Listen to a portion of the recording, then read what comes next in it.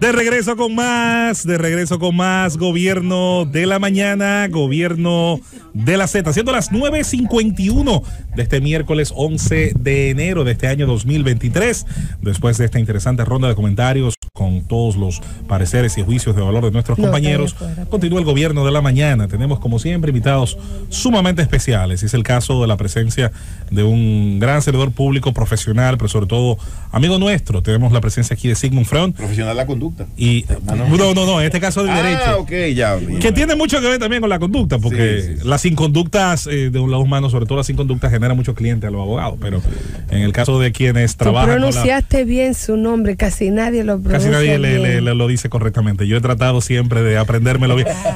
Creo que alguien me dijo una vez, un profesor, creo que fue José Luis Fernández Pequeño, a quien le mando un abrazo. Me dijo que no había mejor música para los oídos de alguien que su nombre bien dicho. Eso es. Y había que hacer el intento de aprenderse correctamente. Yo he sufrido mucho toda la vida. Diga, señor Nahib, Chabebe, como quiera. Nahib. Te dicen de 20.000 maneras diferentes, pero bueno. Esa es la vida. Bueno, Sigmund, bienvenido. Estás entre rostros conocidos, entre amigos, y básicamente los temas que trata la dirección que diriges relacionada a las alianzas público-privadas ha tenido mucho que ver en estos días, mucho que decir en los temas que se han discutido en el Congreso. Es por eso que esta ronda de preguntas, de comentarios y de interacción contigo, sabemos por dónde inicia, aunque se agreguen otros temas de interés. Bienvenido al Gobierno de la Mañana, hermano. Bueno, muy buenos días, muchas gracias, José Luis. Bienvenido, saludos a Khalil, a Manuel, Julieta, mi amiga Susana y Nayib. De verdad, ahí lo pronuncié correcto. Con la terminación libanesa. Contento de estar aquí con ustedes en el día de hoy, ¿verdad? Con todos estos temas interesantes a discutir. Bien, nos gustaría escuchar tu valoración, tu ponderación de la aprobación en el día de ayer del proyecto de ley de fideicomisos públicos. O sea, lo que se aprobó ayer en el Congreso Nacional satisface a la dirección de alianzas público-privadas. ¿Es lo que se esperaba de este proyecto de fideicomisos públicos? Nayib, yo te voy a ser bastante honesto con mi apreciación sobre lo que ocurrió en el día de ayer. Ustedes saben que nosotros estuvimos promoviendo y discutiendo durante muchas semanas, meses ya. Lo que pasa es que esto se intensificó los últimos días de diciembre, pero ese era un proyecto de ley, como hemos mencionado anteriormente, que fue aprobado en el Senado en mayo del 2022. O sea, estamos hablando más de 7 meses detrás. Y llegó a la Cámara de Diputados en junio del 2022. En lo personal asistí alrededor de 4 a 5 reuniones en la Comisión de Hacienda, en la cual se discutía el tema con los diversos partidos. También algunos organismos de la sociedad civil también fueron allá, como Finjo, Participación Ciudadana, Asofidón, que es la asociación que regula las fiduciarias, que aglutina las fiduciarias en la República Dominicana, por lo cual te hago ese recuento, porque el proyecto de ley estuvo bastante discutido durante mucho tiempo en el ámbito del Congreso. Lo que ocurre es que en diciembre sale del ámbito del Congreso y se va a la palestra pública por una serie de comentarios que hacen algunos partidos de oposición cuando ven que ya el proyecto es una casi realidad su aprobación, porque el hemiciclo lo pone en la agenda para discutir. Nosotros siempre establecimos como punto principal de ese proyecto de ley el hecho de que nosotros podíamos seguir trabajando los fideicomisos públicos sin normativa jurídica, como se ha venido trabajando durante los últimos 10 años, tanto el gobierno pasado como nuestra gestión. Y todo esto va amparado de manera indirecta a la ley 189-11 de desarrollo hipotecario y algunas otras normativas aisladas que existen por ahí. Pero el presidente de la República entendía, y como fruto también de lo que ocurrió hace un año atrás con el tema de Punta Catalina, que ya era necesario que se regulara de manera completa y de manera directa todos los fideicomisos públicos por el protagonismo que estos venían asumiendo cada día más en la gestión de gobierno del presidente Luis Abinader y por la preponderancia que algunos de ellos ya han ido asumiendo en la sociedad dominicana, tal como RD Vial, como el fideicomiso Juan Bosch y otros fideicomisos importantes que fueron creados en la gestión del presidente Danilo Medina. Entonces, nosotros, te digo eso porque el hecho de que nosotros hayamos enviado al Congreso una ley de fideicomisos públicos, lo que buscaba era autorregular nosotros mismos, o sea, nosotros como gestión de gobierno, porque nosotros no teníamos ningún inconveniente en seguir desarrollando fideicomisos aislados de una normativa o sin normativa, pero lo que quisimos hacer esa normativa con la finalidad de fortalecer este vehículo. Y la normativa que se propuso, se sometió al Congreso, tenía todas las características de una ley la cual blindaba, por decirlo de una manera u otra, las operaciones de los fideicomisos públicos sin que los mismos llegasen a convertirse en una especie de ente público, porque eso es importante. Desde el momento en el cual nosotros cargamos a los fideicomisos de la misma cantidad de regulación y normativa que una administración pública, entonces dejan de tener sentido, y esa era la idea. Por eso, la discusión aquella de los principios de la ley 340, que fue uno de los aspectos que más se discutió, que la oposición más criticó. Yo soy de los defensores, y así sí lo sigo siendo, de que solamente con enunciar en la ley que los principios eran más que suficientes, además de que el reglamento de compra debía ser validado y aprobado por la Dirección General de Compras y Contrataciones, ya con eso era suficiente para garantizar un ejercicio transparente en el uso de las compras, en las compras y contrataciones por parte de los fideicomisos. ¿Por qué te menciono específicamente ese punto? Porque en el día de ayer fue aprobado en la Cámara de Diputados en primera lectura el proyecto de ley, ya eliminándole el concepto de principios y enmarcando el vehículo de los fideicomisos públicos al amparo completo de la ley. Como debe ser. Al amparo completo de la ley, como quería la oposición. Exacto. Que de manera sorpresiva la oposición se le concede eso y vota en contra luego de la ley de fideicomisos públicos, algo sorprendente. Entonces, te hago esa mención porque nosotros hicimos sacrificios, o sea, hicimos concesiones a la ley de... ¿Qué pasó con el órgano rector? Que aparecía la superintendencia de bancos cuando debería ser el Ministerio de Hacienda, porque un fideicomiso público no es una institución financiera. Aunque hay países donde es la superintendencia de bancos porque hace ejercicio, sí, maneja aspectos similares. El tema de la superintendencia se discutió mucho durante muchos meses y al final se logró el consenso de que fuera ahí por el hecho de que como los fideicomisos en gran medida hacen una labor en muchos de los casos en el mercado de valores, el mercado financiero, son instrumentos que se utilizan para captar recursos como el caso de RD Vial, que es un mejor elemento, pero la superintendencia de valores es muy especializada. Entonces se quiso establecer cuál era el ente que podía tener una gran sombrilla viendo toda esta posibilidad de regularlo.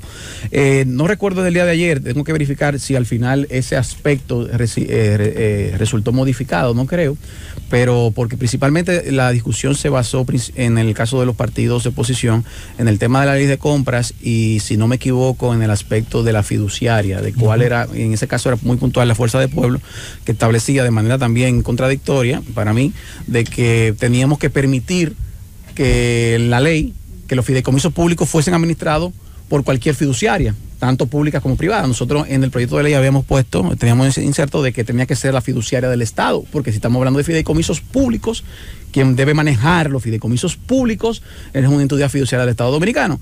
La Fuerza del Pueblo entendía que no, contradictorio, porque entonces los fideicomisos públicos entonces lo va a manejar la fiduciaria privada y nos critican de privatizadores. Creo que eso también se cambió, pero tampoco la Fuerza del Pueblo votó a favor de la ley. O sea, algunos elementos que tuvimos que conceder, hacer concesiones con la finalidad de aprobar la ley y yo creo que ninguna ley es perfecta.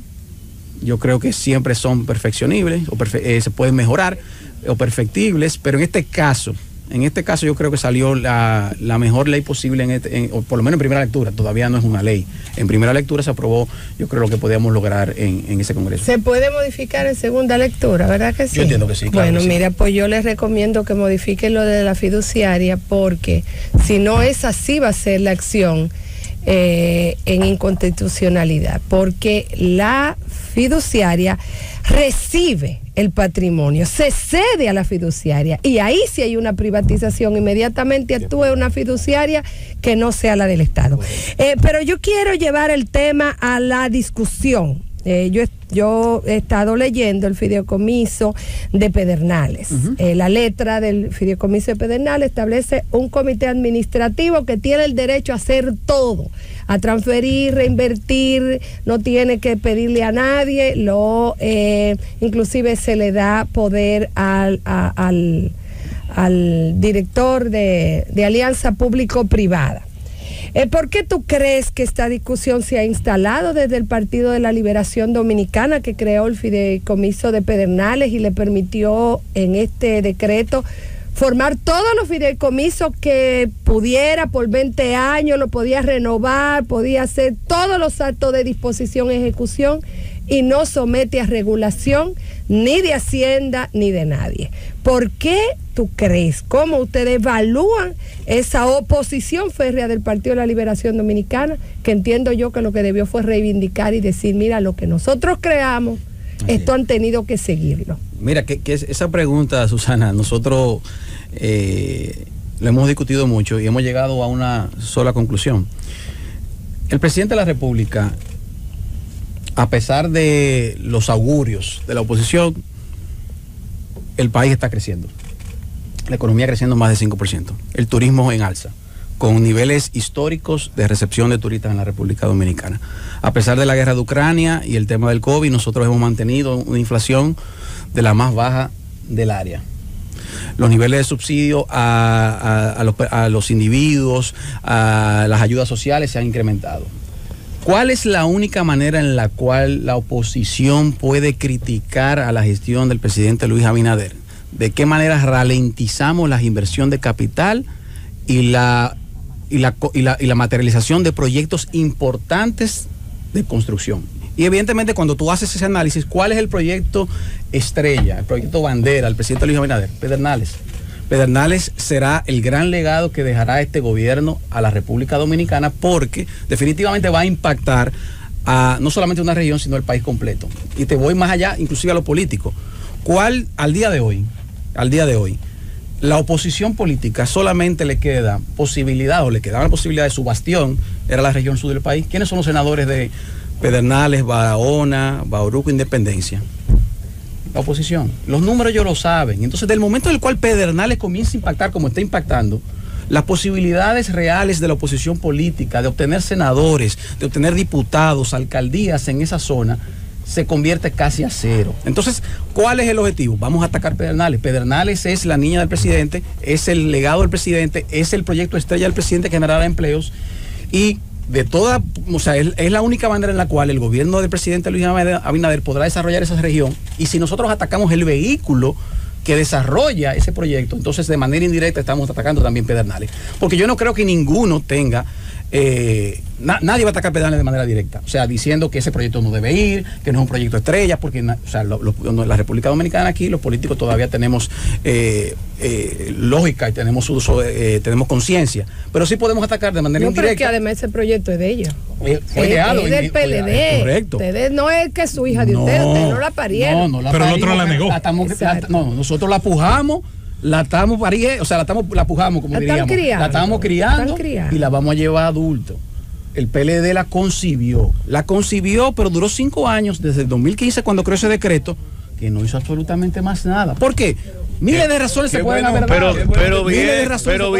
Pero bien que lo haya hecho, porque, como lo decía yo ayer en el hemiciclo, el reconocimiento al presidente Leonel, Danilo, Balaguer también, que permitieron también recuperar los títulos. Correcto, pero ha habido una constante desde una parte, obviamente hay un debate político, habrá cosas que decir, pero el PLD tuvo su aporte ahí, debe defenderlo. Eso es así. En el gobierno de Danilo Medina se recuperaron los títulos. Se terminaron de recuperar. Ahora, se terminaron de recuperar. Leonel lo empezó también. Tú has dicho, que tú lo acabas de decir ahora, Sigmund, de que el PLD emitió el decreto, pero que ese fideicomiso realmente no se conformó, ¿verdad? No empezó a operar, ni mucho menos, porque ahorita cuando Susana hizo la pregunta parecía como que... No, pero te voy a decir la tentativa vale.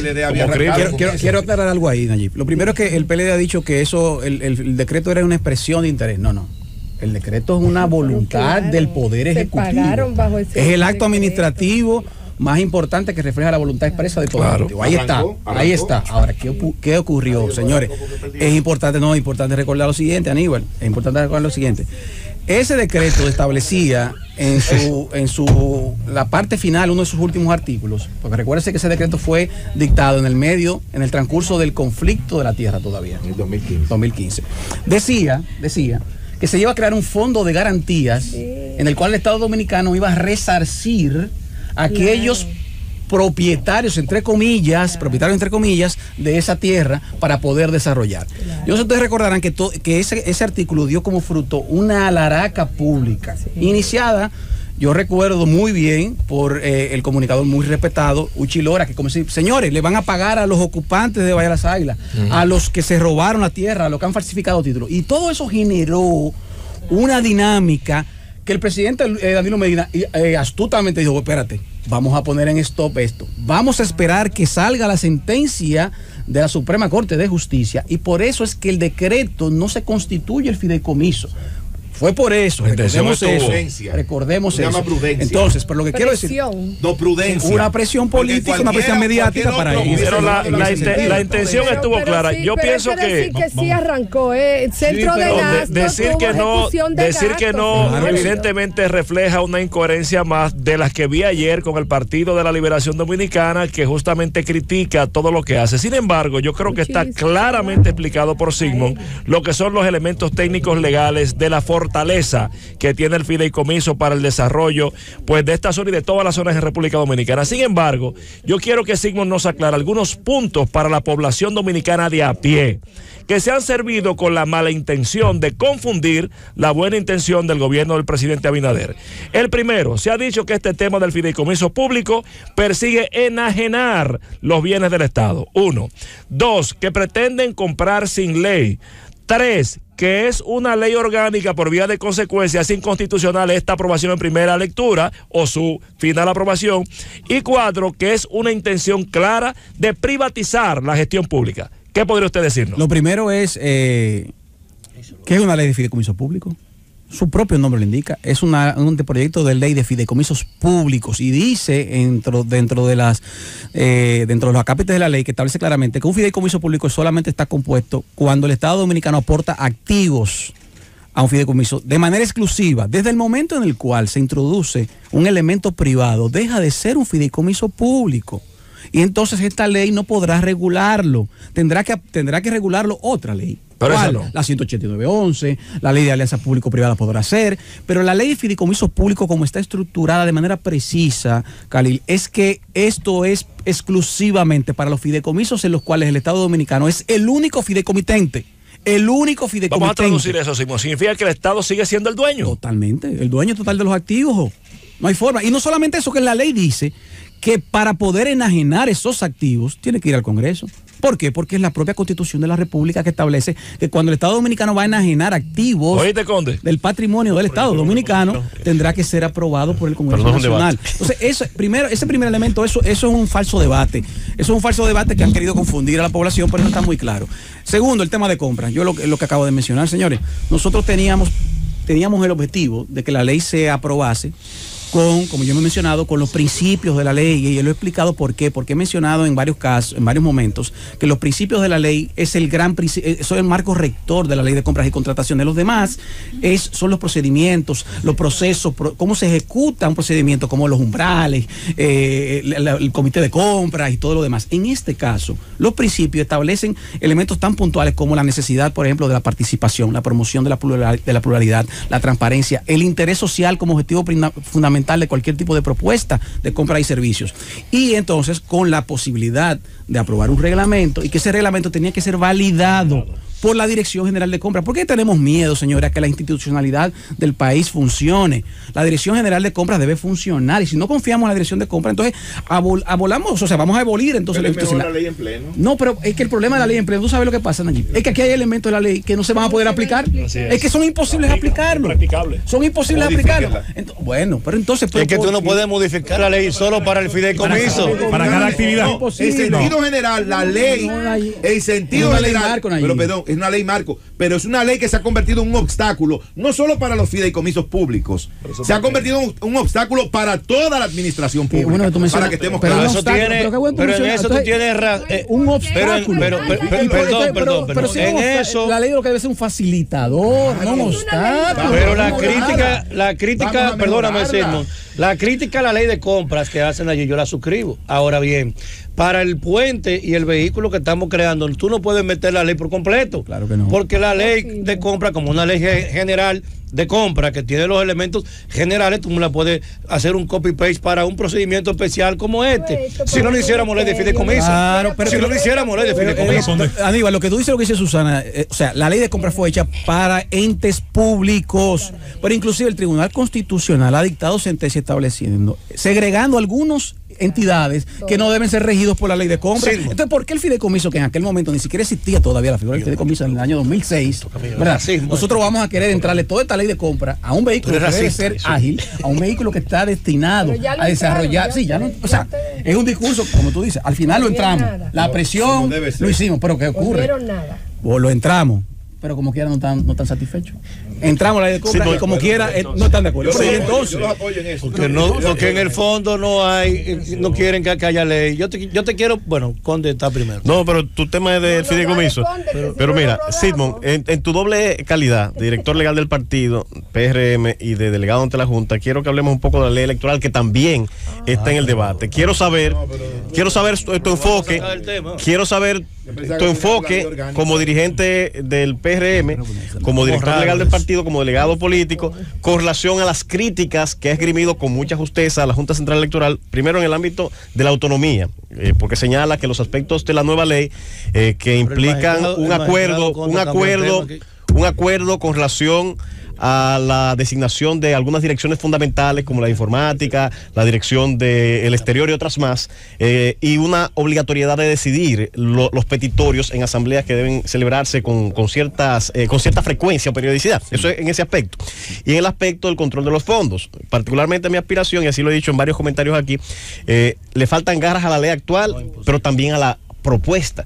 Entonces quisiera saber, porque no tengo a mano el documento que presentó el PRM, cuál es la posición del partido con relación a esas críticas que se han esgrimido, y si compartes esa visión de control y esa reducción de la autonomía que plantea el proyecto discutido. Mira, Manuel, permíteme antes de entrar ahí, terminar, porque no quiero dejarlo en el aire, algo que Cali me preguntó sobre la categoría de orgánica o no de la ley de fideicomiso. Antes de entrar ahí, porque no quiero dejarlo en el aire, porque eso no es parte... estamos de acuerdo en eso, pero vamos a dejar que el invitado hable. No, porque tú sabes que es parte de los argumentos que hoy hace la oposición para tratar de descalificar la aprobación del día de ayer. Señores, el artículo 112 de la Constitución es muy clara y nosotros no podemos estar haciendo estos ejercicios jurídicos, políticos para el país, no le conviene a la sociedad que nosotros estemos buscando la manera de cómo desacreditar instrumentos y herramientas tan importantes para el desarrollo de la República Dominicana. Ninguno de los elementos que establece el artículo 112 de la Constitución para configurar una ley orgánica lo configura la de fideicomisos públicos. Por favor. He escuchado de inversión, pero señores, la Constitución es clara. Cuando estamos hablando de inversión, no estamos hablando de este elemento. El fideicomiso público no tiene ningún aspecto vinculante, parecido, ni relativo, ni similar a lo que establece las condiciones del 112. Eso está muy claro. Entonces nosotros no podemos seguir con esta discusión politiquera jurídica para tratar de calificar de una manera. Ahora no agarramos de eso ahora, porque ese es el tema de hoy. Ayer era la ley de compra, hoy el orgánico. Mañana habrá otra. Te dije a ti que porque al final del día el objetivo es, como ya decimos, ralentizar los procesos y los proyectos de desarrollo del presidente Luis Abinader de manera puntual, Pedernales. Que tú cambies de la respuesta a Conde, pero como estás ahí mismo. Tú quieres boicotear mi pregunta. Te veo la intención desde temprano. Como él está en Pedernales y tú lo vas a sacar de Pedernales, antes de que te vayas de Pedernales. La gente está confundida porque se decía, primero, que debía arrendarse los terrenos. Sí. Y segundo, que estábamos nosotros aportando 48,000 metros nuevos a lo que ya se había dado. Sí. Mira, lo primero es importante aclararlo, quiero entrar sobre el tema de los metros. Recuerden que el contrato original que se envió al Congreso. Atención, país. El contrato original, lo que tenía el Estado Dominicano era un solo título, que le fue el título que pudo lograr, y tengo que reconocerlo, la gestión pasada, que nosotros no somos mezquinos en eso, de 360 millones de metros cuadrados. Ese título comprendía todas las áreas protegidas de la región. O sea, es decir, Parque Nacional Jaragua, Sierra Bauruco, área de recreo Cabo Rojo Pedernales y Bahía de las Águilas. En aquel momento, cuando nosotros enviamos al Congreso el contrato de fideicomiso, se hacía mención de ese título porque ese era el único título que teníamos, en el cual establecía que sobre esa área de desarrollo se iba a ejecutar el proyecto de Pedernales. Pero existía una cláusula en ese contrato original que establecía que nosotros como Estado Dominicano íbamos a proceder a deslindar la porción exacta sobre la cual se iba a desarrollar el proyecto de Cabo Rojo Pedernales, que tomábamos como referencia el título más de 360 millones de metros, porque era el que existía, pero que íbamos a proceder con un deslinde. Durante varios meses, un proceso de deslinde, ustedes saben, toma mucho tiempo, y más en una área de terreno tan amplia. Cuando nosotros obtuvimos los títulos de 44 millones de metros, lo que estamos haciendo es, de los 360 millones de metros que tenía el título madre, excluyendo esos 44, que serán los aportados, los otros 316 se quedaron para el Estado, el provecho, el uso del Estado Dominicano, que son las áreas protegidas. Nosotros no estamos aportando 44 millones de metros más, es todo lo contrario, estamos excluyendo. Exacto, estamos solamente aportando los 44 y excluyendo los 316 para garantizar que el Estado Dominicano no sea afectado en sus intereses, en sus áreas protegidas tan importantes en esa zona. Eso está muy claro, señores. Eso no entiendo por qué se confunde en ese sentido. Ley electoral. ¿Y lo de arrendarlo o arrendar? venderlo? Bueno, mira, yo escuché también a algunos amigos de la oposición hablar sobre el tema del arrendamiento. Extraño, porque como mencionó Susana, en el 2015 el decreto permitía vender, ceder, hipotecar, regalar, donar, entregárselo a los hijos, a la mamá, a los nietos, tomar prestado, todo con los títulos de Pedernales. Todo se podía hacer. Nosotros no hemos cuidado de eso. Si ustedes me encuentran en cualquier adenda del contrato de Pedernales que nosotros digamos que podemos vender de manera directa, yo me paro y me voy de aquí. ¿Por qué? Porque nosotros hemos revisado de manera muy, muy precisa. Ahora, lo que sí nosotros hemos hecho, porque somos muy responsables. Desde el primer momento nosotros hemos dicho que esto debe ser un proyecto de alianza público-privada. ¿Qué significa? El Estado no puede desarrollar Pedernales de manera exclusiva. No tiene la capacidad ni financiera, ni logística, ni experiencia, ni el know-how. Necesitamos aporte de capital. Señores, la primera fase de Pedernales son 1.300 millones de dólares.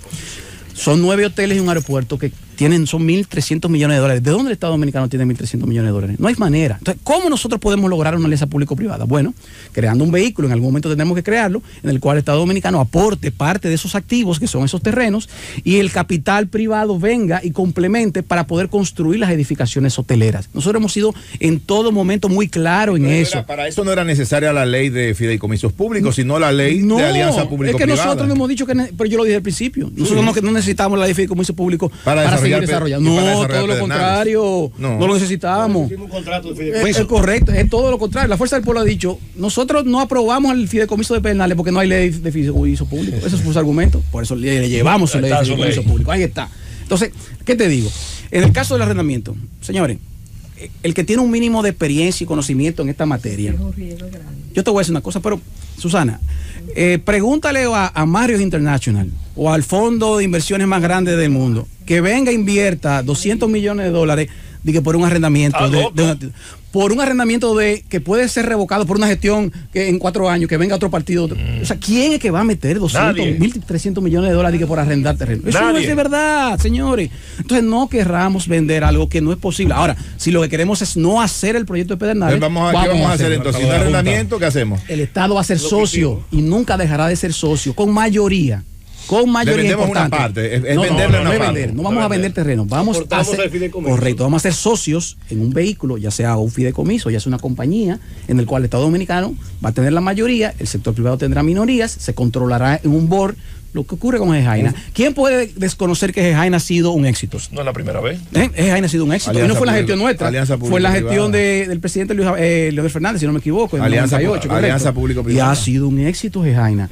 El Estado Dominicano ha recibido múltiples beneficios. Lo que nosotros estamos buscando es una participación público-privada en la cual el Estado tenga mayoría, pero ese que aporta, y que se pueda desarrollar. Si permiten allí que responda la pregunta, por favor, con relación al tema electoral que formulamos hace. Y que mi hermano Aníbal Díaz se encargó de atropellar. Pero deja que responda. Vamos a ese tema.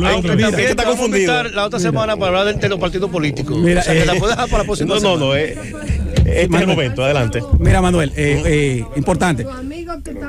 Hay algo importante. La ley que se aprobó en el Senado es fruto del consenso de muchos meses, tanto en el CES como en el propio Senado, de todos los partidos políticos. E incluso, yo no sé si ustedes saben esto, la propia Junta Central Electoral hizo retiro de su iniciativa con la finalidad de que se aprobase este que se estaba discutiendo en el Senado.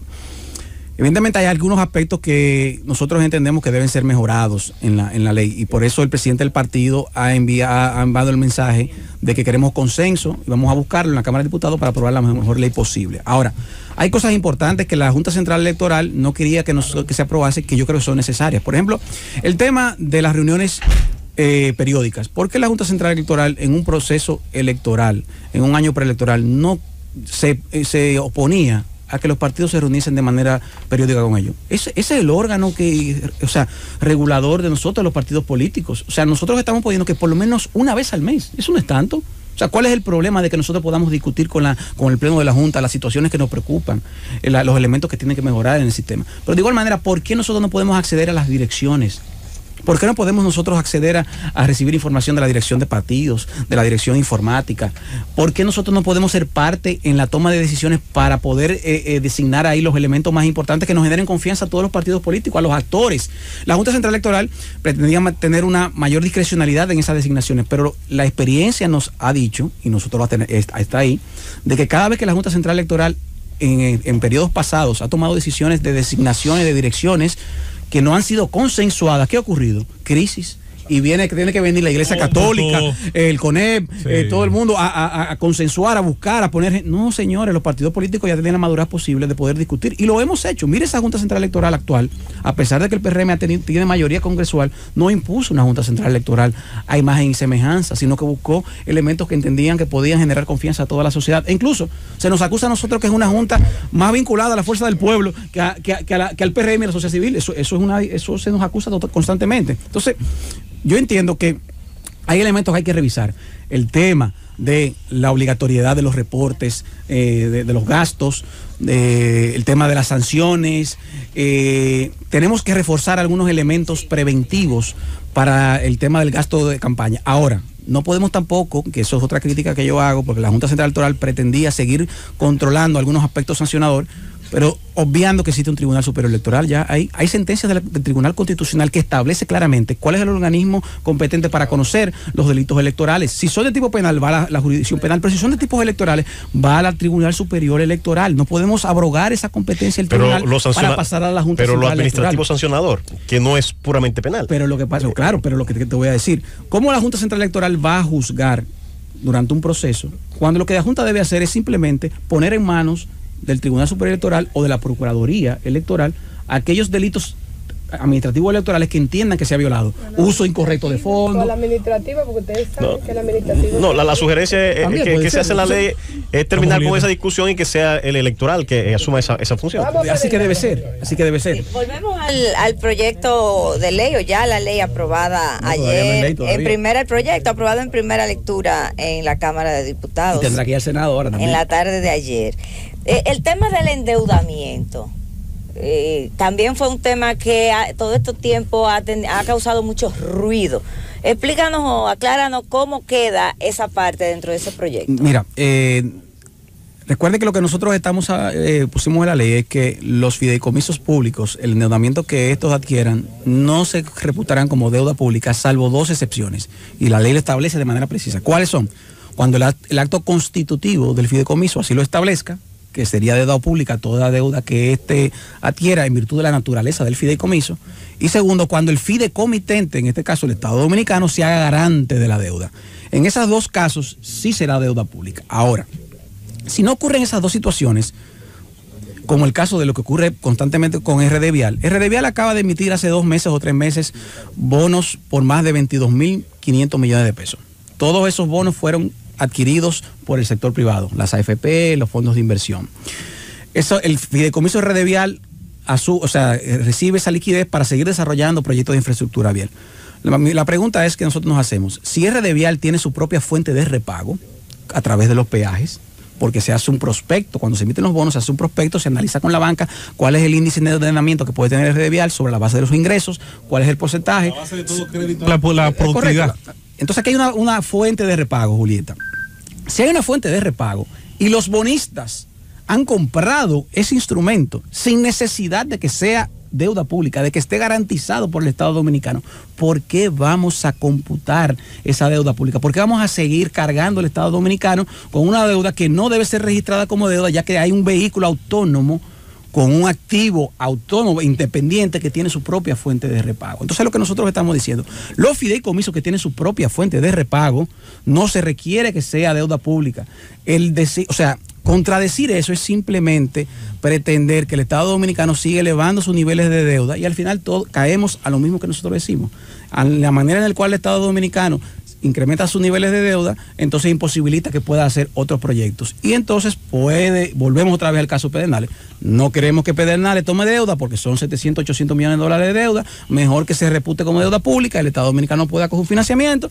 Entonces, al final del día no es más, es un tema de ponerle los limitantes al fideicomiso para que el fideicomiso pueda desarrollarse. Si existe la fuente clara de repago y si ningún acreedor está solicitando esa deuda soberana, no hay ninguna necesidad. Ahí están las dos excepciones. Si las dos excepciones se dan, nosotros no tenemos ningún tipo de problema. Si el Estado Dominicano entiende que del fideicomitente debe ser garante, bueno, se tiene que reputar como deuda pública, como dice la ley. Ahí es así que está la ley, Susana. Entonces, lo que te quiero decir es que ese es el punto.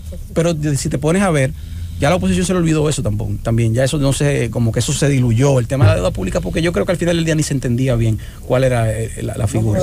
En el fondo desconocen la naturaleza del fideicomiso. Hay que entender los fideicomisos, señores. Hay que para hacer oposición a los fideicomisos hay que entender la naturaleza, qué hacen, cuál es su rol. O sea, hay que entender la figura para luego hacer las críticas a la ley. Si nosotros no entendemos la figura, si creemos que el fideicomiso público es lo mismo que la Dirección General de Aduana, con la Dirección General de Impuestos Internos, entonces estamos equivocados. El fideicomiso tiene una finalidad y lo dice la propia ley 189.11. No es nuestra ley, ¿no? Es la ley de 2011 del presidente Leonel Fernández. ¿Cuál es el objetivo del fideicomiso? Exactamente, de desarrollar obras, interés social, servicios públicos o cualquier otro tipo de obras que no pueda ser ejecutada por los entes reguladores y por el ente público normal, señores. Ayúdame entonces a entender esto para ver si nos habla de fuente de repago, fideicomiso, ponemos como ejemplo el caso de Red Vial.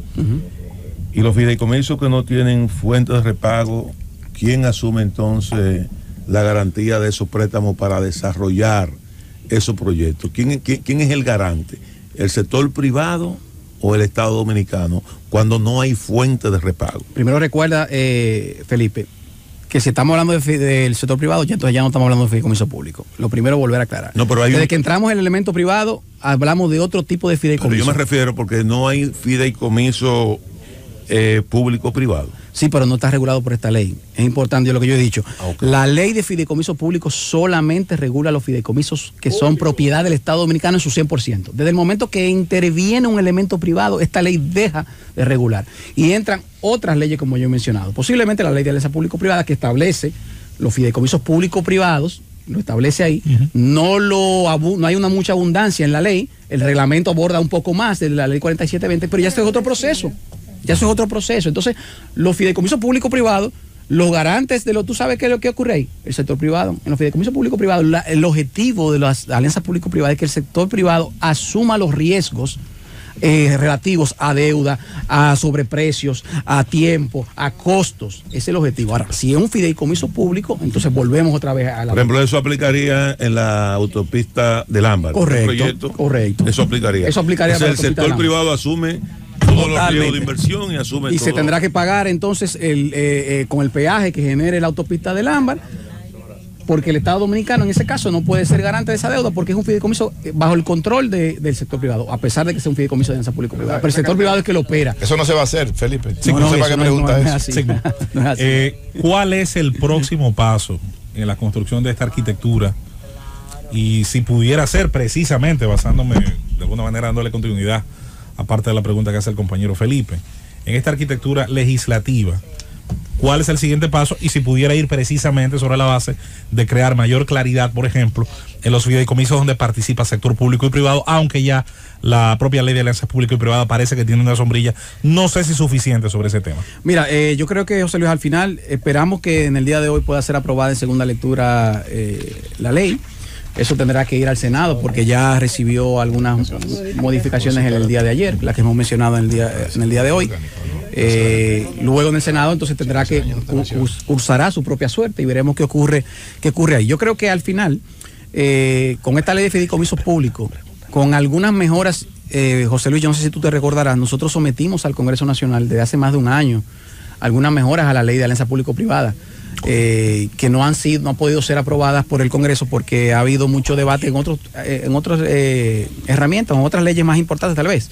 Entonces, la ley de alianza público-privada, las modificaciones que nosotros sometimos, viene también a traer un poco más de claridad sobre ciertos aspectos entre el proceso de procedimiento para establecer una ley y un proyecto de la alianza público-privada, pero también sobre los fideicomisos de APP, porque entendíamos que la ley original 4720 quedaba un poquito corto con algunos aspectos. Antes de la pregunta de Nayib, lo digo porque hay países, yo creo que ese es un ejercicio que tú conoces muy bien, que cuando crearon la posibilidad de la empresa mixta, la acción de oro, que aunque el Estado no tenga mayoría, al final es que él tiene el voto que rompe empate, o el voto de calidad, el voto calificado. Yo me gustaría pensar en cuándo quizá vamos a llegar a tener esa claridad. Repsol, que es un caso de oro en el mundo con respecto a inversionistas privados, inversión pública, y que incluso cotiza en bolsa. Mira, qué bueno que tú preguntas eso, porque nosotros estamos trabajando hace muchos meses en una ley para poder, y en esto Susana lo conoce bien, nosotros en la República Dominicana, el concepto de empresa pública, empresa mixta, es un concepto de derecho administrativo, pero no está regulado. No tenemos una ley que especifique eso. Inclusive lo que está pasando con el tema de Punta Catalina, a mí esa que me gusta, que es un proyecto puntual de pasar Punta Catalina a una empresa pública, constituir una empresa pública, en ese sentido. Es correcto, al final del día, era mejor el fideicomiso. Pero entonces, estamos trabajando con eso. Estamos trabajando con un proyecto de ley para regular por primera vez en la República Dominicana la naturaleza de las empresas públicas, las empresas mixtas, para ver de qué manera podemos también potencializar eso y poderle cierta claridad a algunas empresas que ya existen al día de hoy, que se ríen por la ley de capitalización, como el caso de Gejaina y otras como Gitabo y otras empresas como esa que no tienen ese tipo de regulación. Sí, con tu permiso, nosotros vamos al corte. Al regreso, iniciamos nueva vez esta ronda de preguntas para aprovechar tu presencia como director de alianzas público-privadas y como un conocedor de esta parte importante, el derecho administrativo y todo lo que tiene que ver con estas figuras que son importantes para el Estado, para su inversión, para captar también recursos y por supuesto para intentar desarrollar partes importantes del país. Una entrevista posterior, después de las 11, para hablar de la ley de partido político. En la receta final de este miércoles, Gobierno de la Mañana, Gobierno de la Z, vamos a la segunda ronda de preguntas, aprovechando la presencia en esta cabina del director de Alianzas Público-Privadas, Sigmund Freund. Vamos con Nayib Chaede. Gracias, José Luis Mendoza. Fíjate, hace un ratito, el amigo Khalil Michel le hacía la pregunta, dentro de otras, claro, a Sigmund Freund, sobre el tema de la ley orgánica o una ley ordinaria, la ley de fideicomisos públicos en la República Dominicana. Yo solamente quiero leer brevemente un fragmento del artículo 112 de la Constitución de la República. Las leyes orgánicas son aquellas que por su naturaleza regulan los derechos fundamentales, la estructura y organización de los poderes públicos, la función pública, el régimen electoral, el régimen económico-financiero, el presupuesto, planificación e inversión pública. Continúa, pero ya lo que sigue de ahí en adelante no viene al caso para el tema que estamos tratando. Entonces, la pregunta es la siguiente.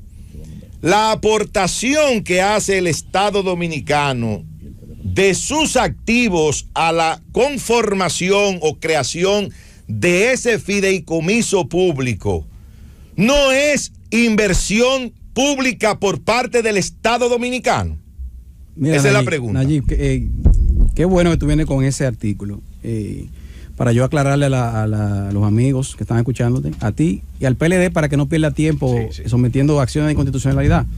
No tenemos tribunales. No, ya decirle al amigo Dante que no se ponga en eso, perder su tiempo. Mira, hay que leer detenidamente y hay que leer con los puntos y comas para poder entender los artículos de la Constitución. Si te pones a ver ese mismo artículo, ¿qué dice?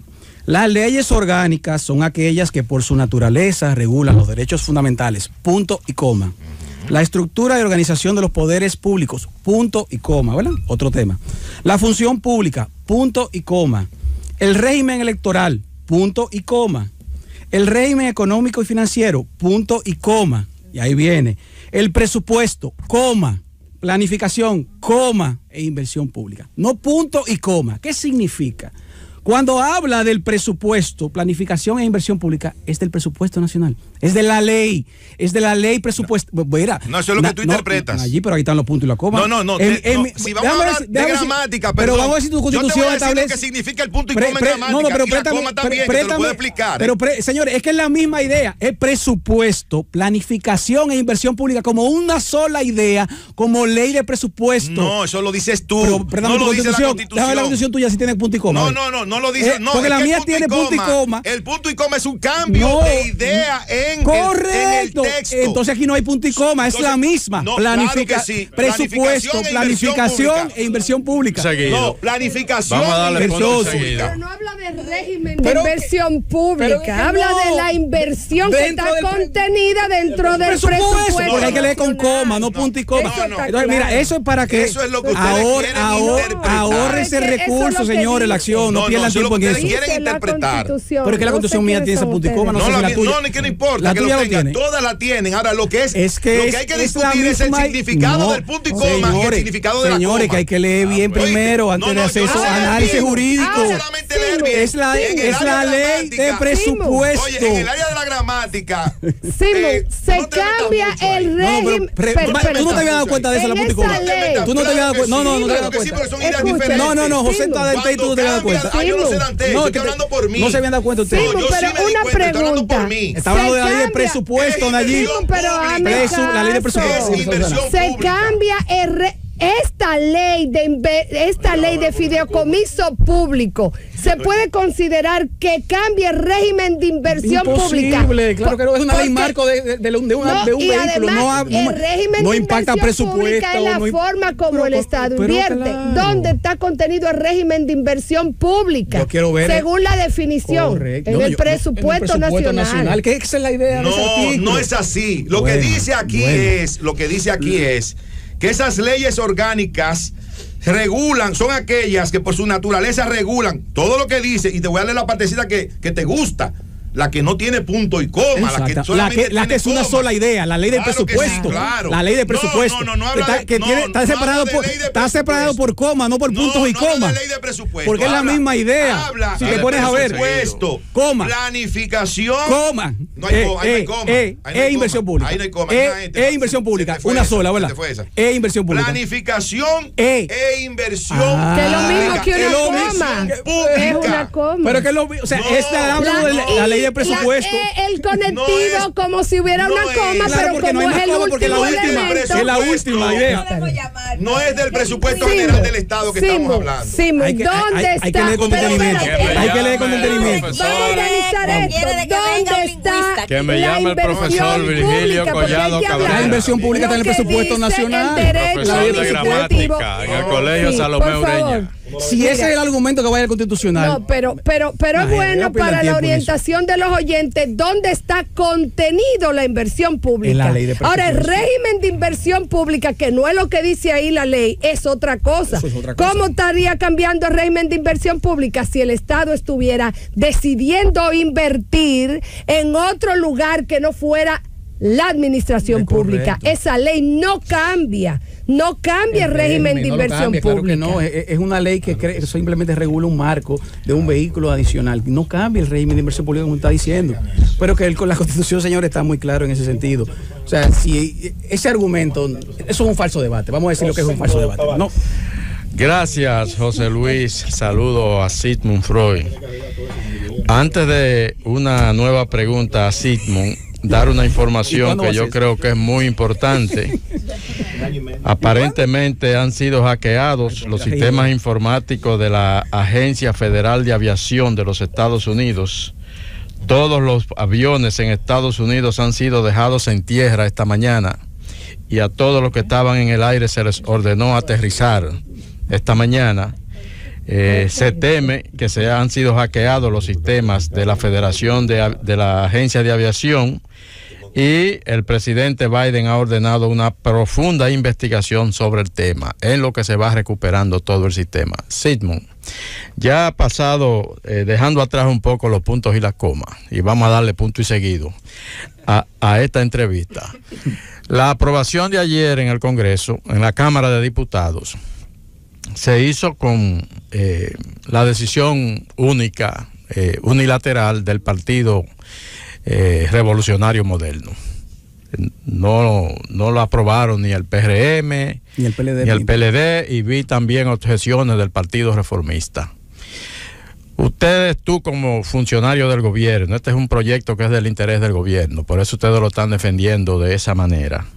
¿Tú crees que es conveniente que se apruebe en el país una ley tan importante que va a impactar de manera tan importante la vida nacional en diferentes aspectos? ¿Tú crees que es conveniente que se apruebe en un escenario como ese, que solamente un partido, la representación de un partido, sea que apruebe esa ley? Bueno, Rosendo, como yo dije al inicio de la entrevista, nosotros, la Cámara de Diputados, antes el domingo y el lunes, tanto el domingo como el lunes, día feriado, sostuvo reuniones de la comisión especial que fue creada y la comisión de Hacienda para discutir este tema. Y estaban todos los partidos. Y no sé si tú pudiste leer, porque por eso es que la oposición tiene que cuidarse. Gustavo Sánchez, que todos sabemos quién es, hey, ¿verdad? Quien fue vocero de los diputados del PLD hasta hace poco. Un diputado muy experimentado. Exactamente. En el día de ayer tiró el siguiente tuit antes de la votación. Con nuestras preocupaciones logramos que se modificaran que para los procesos de selección de proveedores, la adjudicación de contratos relativos a la realización de obras, la prestación de servicios, etcétera, se deberá hacer de conformidad con la ley 340 y sus modificaciones. Como organización, el PLD en línea demuestra una vez más su vocación crítica constructiva, y gracias a sus observaciones, hoy logramos modificar los artículos que limitaban el poder público frente al proyecto de ley de fideicomiso. Entonces, ¿cómo se explica? Gustavo Sánchez, en un tuit del día de ayer, aplaude las modificaciones, los cambios, y dice que el PLD fue parte fundamental y que por eso va a apoyar la ley. Eso fue ayer. Al momento de votar, votaron en contra, porque el comité político llamó y mandaron una línea, y entre Charly Mariotti y compañía. Entonces, no es nosotros, señores. Pero es que Gustavo, y hay otro del vocero, de Juan Julio Campos, que también aprobó, o sea, ahí está el tuit de ayer, aprobando, previo a la votación, que estaba de acuerdo con la ley. Entonces, si nosotros llegamos a los consensos, si le aceptamos cambios que, como vuelvo y reitero, que para mí no debimos aceptarlo, es una posición muy personal, con el tema de la ley de compra, es un tema muy personal. Le aceptamos, llegamos a los consensos. Con la fuerza del pueblo le aceptamos lo de la fiduciaria reserva, que era la propuesta que hacía la fuerza del pueblo, encabezada por el vocero Omar Fernández. Se la aceptamos. El presidente Pacheco ayer lo dijo en plena sesión, señores. Pero Omar, nosotros te aceptamos tus sugerencias, ¿por qué tú no votas ahora a favor? Se hicieron las observaciones, se aceptaron las dos observaciones principales y ellos votaron en contra. Entonces, aquí es que ellos no quieren ley, Rosendo, es que no quieren ley. ¿Por qué? Porque no quieren ley, porque no quieren fideicomiso, porque no quieren pedernales. Yo vuelvo y reitero, esto no es un tema de compras y contrataciones, de deuda pública. No, eso no es nada de eso, ni de ley orgánica. Eso no tiene nada que ver con eso. ¿Cómo atacamos las obras de gobierno del presidente Luis Abinader que van a hacer cambiar la realidad económica del país? ¿Cómo atacamos un proyecto que va a generar 30.000 empleos en una de las regiones más pobres del país? ¿Cómo? Atacando no directamente pedernales, porque eso no es político, no es popular, sino atacando los vehículos, atacando de manera aleatoria e impedir que se ralentice ese desarrollo. Entonces nosotros buscamos los consensos. ¿Pero qué podemos hacer, Rosendo? No detenemos. Y no hacemos, el país lo sentamos hasta que la fuerza del pueblo y el PLD decidan aprobar la ley. No, simplemente se llegó al Congreso y como un ejercicio democrático, las mayorías votaron a favor de lo que se aprobó en el día de ayer. A propósito de obras de desarrollo, obras de infraestructura, nosotros tenemos pendientes, se han hecho varios anuncios de obras importantes. El sector eléctrico está un poco estancado, ralentizado, todos los días sube más el déficit de producción, creo que ya está rondando por encima del 5 o 6%. El presidente Luis Abinader ha anunciado la construcción de una planta y la ampliación del puerto de Manzanillo, pero también tenemos una planta que no sé cuándo va a entrar la barcaza en funcionamiento. Está el proyecto de la carretera del Ámbar y hay otro proyecto, porque hemos visto muchos anuncios, pero me gustaría saber en qué orden está eso, cuál es la perspectiva, cuál es la proyección que se tiene, cuándo se inicia la construcción de la planta gas en Montecristi, cuándo se va a instalar la barcaza, cuándo va a entrar en funcionamiento y cuándo vamos a arrancar con la carretera del Ámbar. Mira, Felipe, yo puedo hablarte sobre dos de esas tres proyectos que tú mencionaste. Seguramente puedo hablarte sobre lo de Manzanillo y lo del Ámbar, porque el tema de la barcaza no conozco en detalle ese tema. Recuerda que el presidente hace más o menos un mes dio el primer Picasso de las dos plantas en Manzanillo. Eso es una inversión, como tú sabes, de tipo privado. Lo que se hizo fue una licitación para la venta de energía, o sea, de 2 contratos de compra de energía, y participaron muchísimas empresas y 2 empresas resultaron gananciosas. Un proyecto de esta naturaleza, el cual requiere de muchísima planificación, análisis, revisión, temas ambientales, toma su tiempo. Una planta de esta naturaleza no podrá estar lista en meses, sino que requiere un tiempo de ejecución. Ahora, lo que sí ya es que el gobierno está claro y hay una línea en ese sentido y hay ya un mandato y hay un contrato adjudicado y ya hay obras iniciándose. Ahora, el tiempo el tiempo que tomara para eso no te podría decir. Las obras complementarias que le toca al gobierno. El gobierno ya del puente, la construcción de la autovía, bueno, la autopista eléctrica, el puente. Por ejemplo, el muelle se está licitando ya para la ampliación, la mejora del muelle por el Ministerio de Obras Públicas. La autopista eléctrica también ha lanzado ya 2 licitaciones para lo que va a ser la línea 340, si no me equivoco, ¿verdad? Hacia allá, hacia Manzanillo. O sea, eso está en curso. Evidentemente, todo eso tiene que estar listo para el momento en el cual se culmine la planta, todo eso, y eso se va a lograr. En el caso del Ámbar, yo he mencionado en varios, cuando se me pregunta en varios escenarios, el Ámbar, a contrario de lo que dice Najib, nosotros no lo hemos descartado.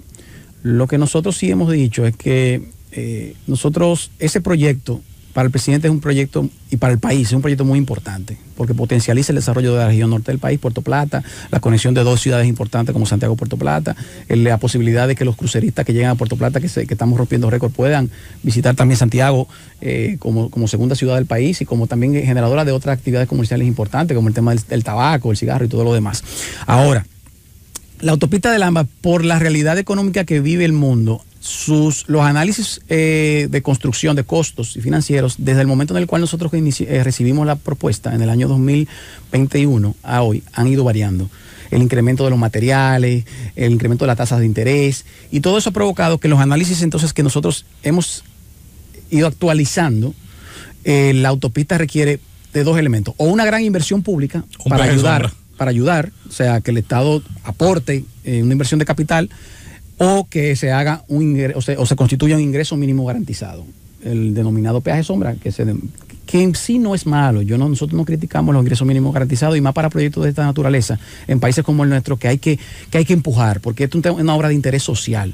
Ahora, por las condiciones que nosotros financieramente tenemos en el momento y por los otros compromisos, lo que hemos dicho que estamos postergando por un tiempo la licitación de la autopista del Ámbar. Pero debo decirte ahora aquí, como primicia, que también desde la semana pasada estamos explorando otras alternativas para ejecutar la autopista mediante el mandato del presidente, que yo creo que al final vamos a lograr poder licitar esa obra este año, buscando la mejor manera que el Estado se beneficie y que no sea una carga, un lastre para el Estado dominicano, lo que es la operación y el mantenimiento y la construcción de esa carretera. Que no se convierta en lo que fue la autopista. Lo que fue esa manera. Eso es lo que ingreso mínimo garantizado, la gente no te entendió, Lo que no queremos poner es que como Samaná tenía, supuestamente iban a pasar 30.000 vehículos diarios. Si no llegaban a 30.000 vehículos diarios, el Estado tenía que pagar la diferencia. El estudio de flujo solamente llegó a 7.000.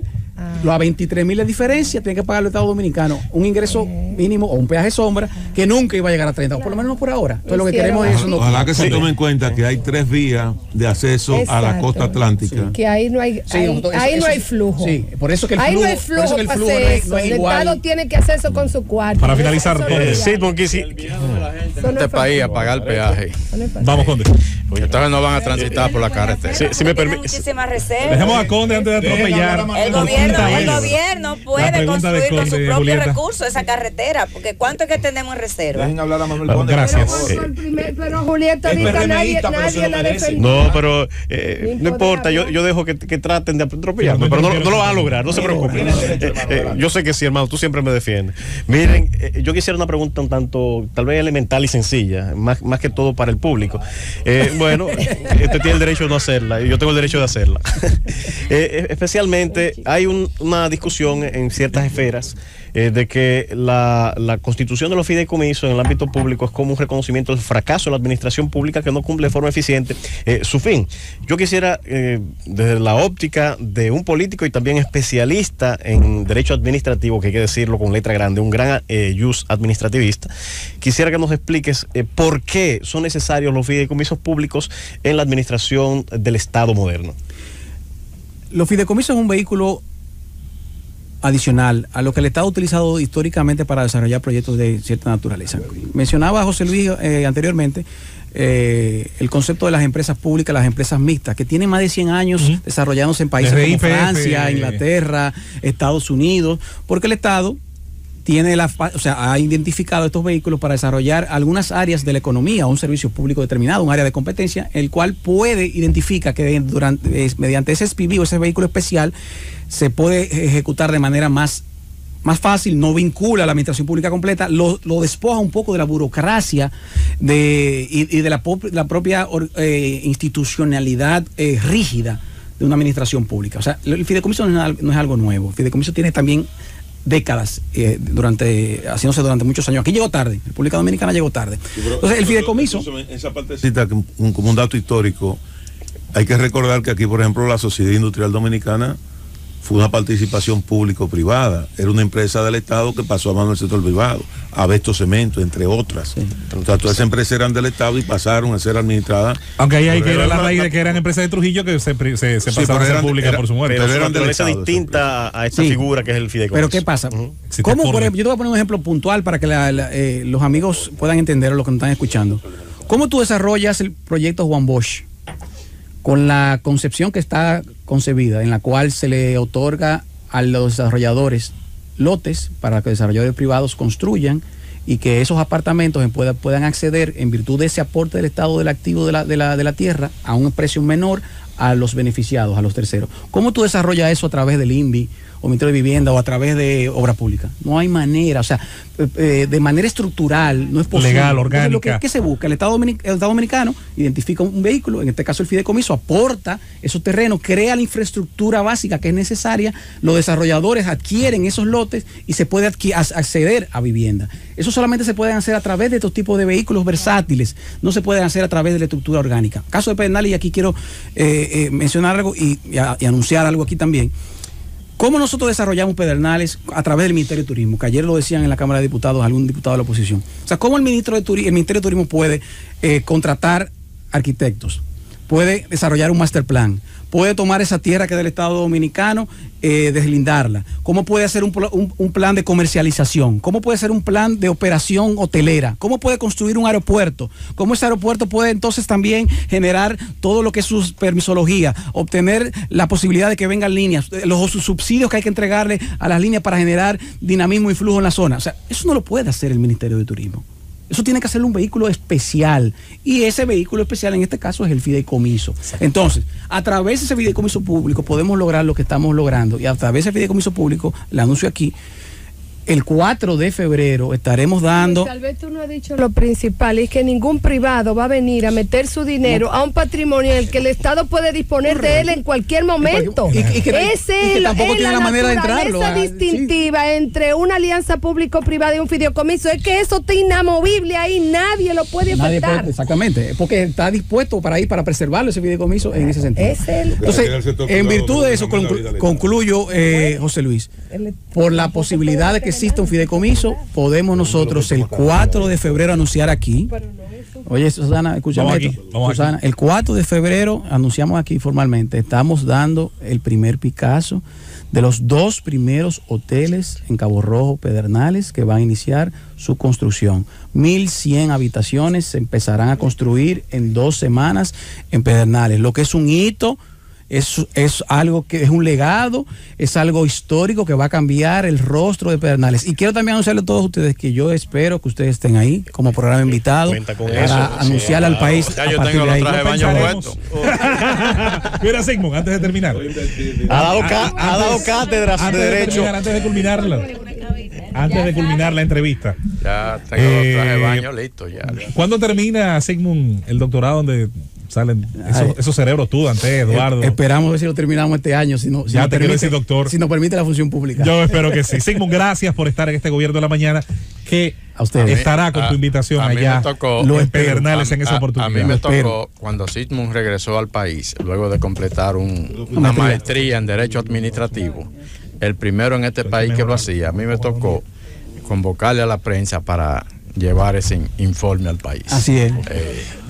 Mira, Rosendo, gracias por esta presencia. Memoria histórica, Rosendo. Memoria histórica. Nosotros concluimos con esta entrevista especial, el tiempo que nos ha dado el director de Alianzas Público-Privadas, Sigmund Freud, en el Gobierno de la Mañana. Llévatelo junto.